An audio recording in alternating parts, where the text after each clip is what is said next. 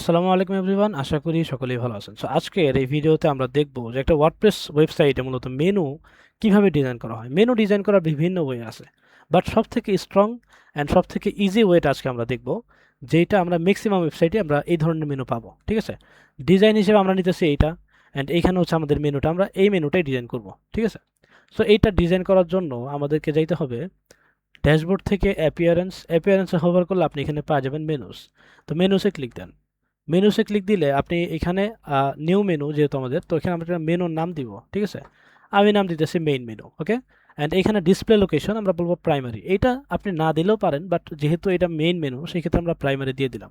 Create menu, এটাতে click দিলে আপনাদের এই নামে একটা মেনু ক্রিয়েট হয়ে যাবে, বাট মেনুতে আমাদের আপাতত কোনো আইটেম নাই। ঠিক আছে, সব থেকে বেস্ট ওয়ে যেটা, যেহেতু এটা দেখেন, এটা যেহেতু আপনার মাল্টি পেজের হচ্ছে ওয়েবসাইট, সেই ক্ষেত্রে এইখানে পেজ আকারে যদি আমরা মেনুটা নিয়ে আসি সেক্ষেত্রে এটা আমাদের জন্য ভালো। বাট আমাদের এখানে যেহেতু আপাতত আপনার হচ্ছে পেজ নাই, সেক্ষেত্রে আমরা এটাকে টেক্সট আকারেও অ্যাড করতে পারবো। সো টেক্সট আকারে অ্যাড করার জন্য আমরা জাস্ট এখান থেকে যে টেক্সট যেটা আছে এটা আমরা এখান থেকে নিব, অ্যান্ড এখানে আসার পর আপাতত আমাদের একটা পেজ আছে, এটা হচ্ছে হোম পেজ। আমরা হোম পেজটা পেজের পার্ট থেকে মূলত আগে ধরাই দিব। ধরে দিয়ে আমরা অ্যাড টু মেনুতে ক্লিক দিলে এখানে হচ্ছে পেজ আইটেমটা চলে আসবে।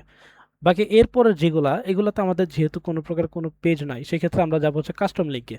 কাস্টম লিঙ্কে গেলে এখানে আমাদের এই পেজের যে ইউআরএলটা এটা আমরা দিতে পারবো। রাইট নাও আমাদের কাছে কোনো ইউআরএল নাই, সো আমরা এটা হচ্ছে হ্যাশ দিলাম, অ্যান্ড টেক্সট হচ্ছে আমাদের এটা add to menu. Add to menu দিলে দ্বিতীয় পার্টটা চলে আসছে। এখানে ড্রপ ডাউন আছে, বাট আমাদের যেহেতু ড্রপ ডাউনের ডাটাটা নাই, সেই ক্ষেত্রে আমরা হচ্ছে এখানে ড্রপ ডাউনটা অ্যাড করবো না। ঠিক আছে, এরপরের মেনু আইটেম হচ্ছে আমাদের এটা। আমরা সেম ভাবে জাস্ট হচ্ছে এখানে হ্যাশ দিব অ্যান্ড হচ্ছে টেক্সট দিব। ঠিক আছে, সেল হ্যাশ দিব অ্যান্ড হচ্ছে টেক্সট দিব, that's it, add to menu. এটা আমাদের মেনু হয়ে গেছে। এরপর যদি দেখি গেট ইউ নোস, এইটাও একটা মেনু আইটেম। ঠিক আছে, আমরা এটাকে বাটন আকারে অ্যাড করতে পারি, মেনু আইটেম আকারে অ্যাড করতে পারি, বাট আমরা বাটন আকারে নিব না। আমরা যেহেতু কাস্টম লিঙ্ক নিতেছি সেই ক্ষেত্রে আমাদের হচ্ছে বাটন না নিলেও আমাদের চলবে, আর এটা লেআউটটা কিন্তু বাটন লেআউটে নাই।